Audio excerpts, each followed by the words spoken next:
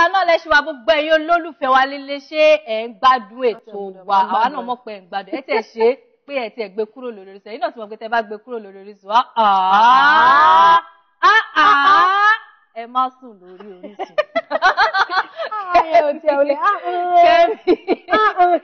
Kẹ́mi okay àti gbọ́ nǹkan tí bàbá ìyàwó sọ. Kẹ́mi okay mo ráwọn olórin mo rí K1 The Ultimate. Okay mo tún Oríṣàfẹ́mi náà wà ńbẹ̀. Mo ráwọn olórin lọ́lọ́kọ̀ òjọ̀kan. Techno wa.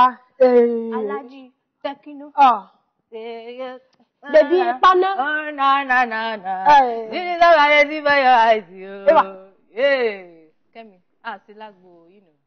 Àwọn ará lè ń dúró. Agbo owó wà bẹ́ẹ̀ ó kàn sọ pé àti lágbo ẹ̀ ni o àwọn èèyàn máa wò pé bí Techno hip hop nìkan ló lè lọ ẹ̀sìn yẹn lẹ̀ o Techno life and tẹ bá rí Techno ó mọ́ wa ni ó wá ó débẹ̀ ó wá gbé ọkọ̀ àtìyàwó ó gbé wọn dìde ẹ̀yin ará ilé má jẹ́ kí n fẹnu sọ ẹ má jẹ́ fẹnu sọ ẹ jẹ́ ká lọ wo ijó Techno àti ìyàwó pẹ̀lú ọkọ ìyàwó à ń bọ̀.